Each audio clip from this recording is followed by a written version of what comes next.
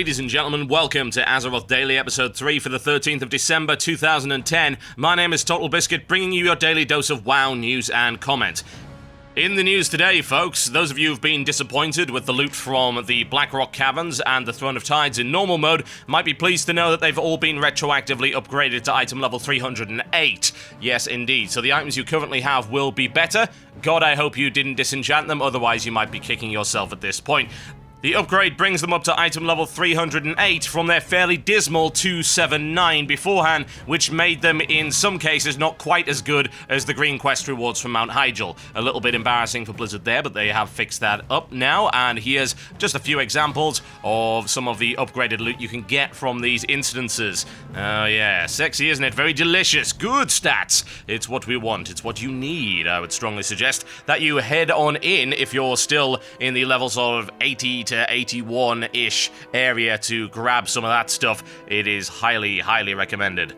Reports are coming in that the amount of experience that your guild can earn from guild members doing quests has been greatly reduced. It really has had an axe taken to it by the looks of it. It's been taken down to about 25% of what it was before, so that is a fairly hefty reduction. In the long run, this could end up being a good thing, considering that most guilds are at exactly the same amount of experience right now due to how easy it is to reach the daily cap. So more diversity and a widening of the field is something that I personally view as a positive thing. Just bear this one in mind, folks, that the tooltip that's currently in the game is inaccurate. It shouldn't say that you earn guild experience from guild achievements, because you simply do not anymore. As of today, that information is still part of the in-game tooltip, and that is something that Blizzard does need to change, and indeed some clarification for those in-game would be very helpful, as opposed to just simply shoving it up on the forums and assuming that people will read it. Indeed, anyone who'd like to keep their sanity intact is recommended to avoid the forums at all possible costs. And with that, it's time for your Daily Blues. This one's getting famous, folks. Zahim is feeding on your tears, and he's loving every last moment of it in this ill-advised post from Klakar over on the US forums, which says quite simply, "Nerf bat, please. This stuff is too hard. Heroics are catered for elitists. Casuals may as well give up." His response is quite simple. This thread makes me really, really happy. And trust me, Zahim, you are not alone in that one. If I were to give one piece of advice to these so-called casuals, it would be to learn the fight. I am thankful that the OP does not actually represent the vast majority of casual players who are entirely capable of progressing and learning how to do things themselves. This post comes in from the EU forums, and this is actually quite a sad example of how a lot of these debates tend to go. This was a post about how to best make WoW lesbian, gay, and bi inclusive, and it's not an issue that I want to dip into, but what I would like to point out here is the response from Slorkers, which caused this thread to be locked, basically saying that because everyone and their mother was reporting each other for trolling, simply because they disagreed with the other guy's opinion, that the thread had to be closed down. To me, this is a result of discussions being determined by emotion as opposed to actual rationality, and it is so unbelievably common, particularly on the EU forums, that it stifles any attempt at proper rational debate. I would strongly encourage people to use their brains before raging out on the internet when getting involved in a discussion on the official WoW forums. Contrary to popular belief, if somebody disagrees with you, that doesn't mean they want to come to your house and stab you in the throat.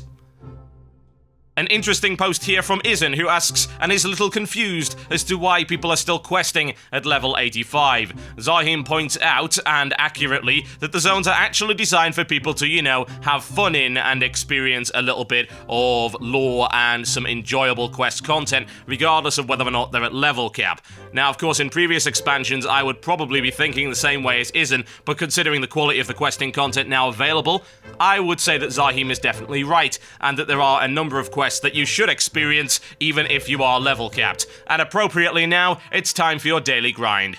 This is one of these quests that you just have to do, folks. It is a big, big reference to BioShock, and it involves collecting the parts for a large daddy. Once you've managed to discover all of them, and one of them does take a little bit of time, as you can see right here, you gotta run a gauntlet and then fight a little mini-boss to recover its head, you get to go on a gnome-slaying rampage, which is absolutely wonderful. Great fun. You have to go about half an hour into Stone Talon in order to get access to this. It's really, really worth doing.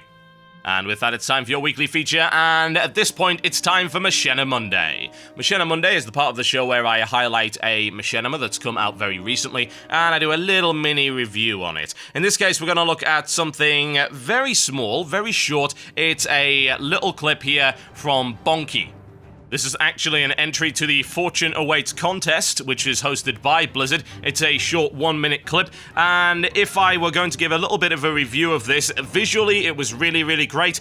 Although I feel the voice actor wasn't perhaps as good as he should have been. There was a lot of sort of whisper shouting in there, like he was trying to keep his voice down, and he wasn't really putting a lot of force or confidence behind it, which resulted in a sort of amateurish attempt at it. However, what I will say about it is I really, really liked the theme of it. I thought the whole box thing was pretty clever and quite amusing, although I would ask that in future he does be a little bit more careful with his sound balance. It was drowning out the voice at times, and mixing sound is quite important in your machinima video.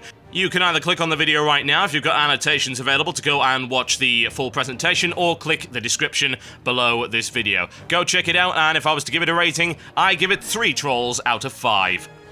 Now, we usually would cap off the show with the mailbox, but there is something after this, so please do stay tuned. And this mail comes in from Guava, who says, "Greetings, TB, I am Warlord Guava, mage from Vanilla Times, from the EURP Argent Dawn server. I wanted to write you this email to see what your thoughts were on it. I've been using WoWWiki for as long as I can remember, but lately I found a new site that came up as called wowpedia.org. The question is, which of these is the legitimate entry?" Right, well, this is something that changed rather recently. WoWWiki basically has become defunct. Yep, it's out of date. All of the real editors and contributors have moved over to Wowpedia. It was something to do with the company behind WoWWiki.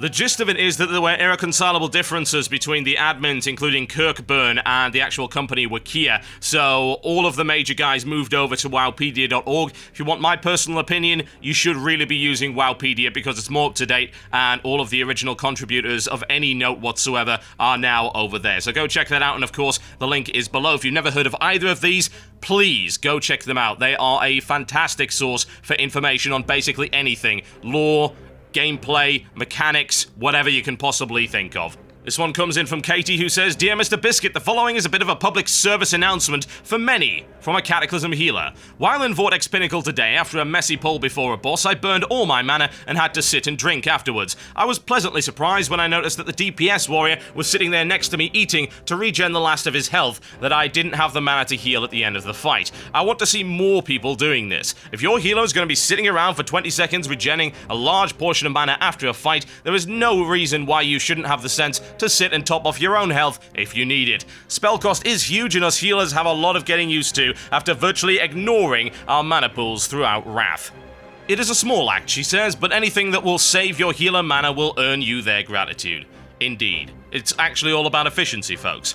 Why would you expect the healer to eat and drink, and you're standing there on 50% HP, not doing anything, and then the healer has to heal you, then has to sit and drink again? It's inefficient. You all want this to be done as quickly as possible, right? You all want to get through there nice and smooth. Well, the way to do that is to actually work as a team. Shock horror, I know, but that is the way that the game works.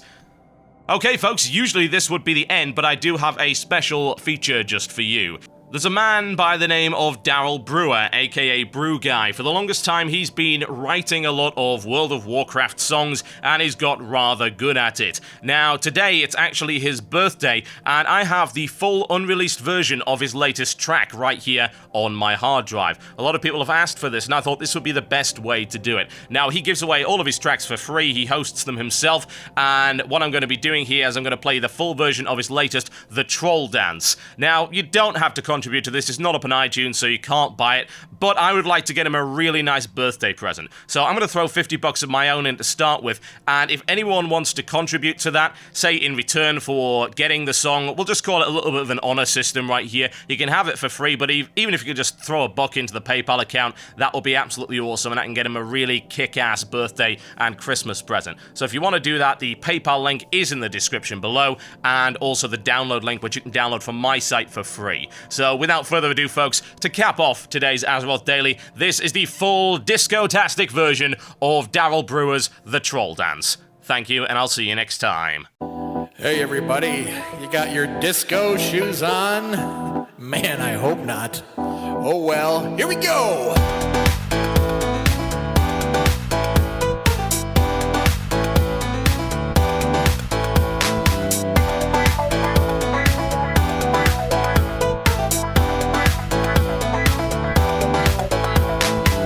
I'm just a troll with nothing to do, but I've got a little proposition just for you. Me and my brothers, well, we know how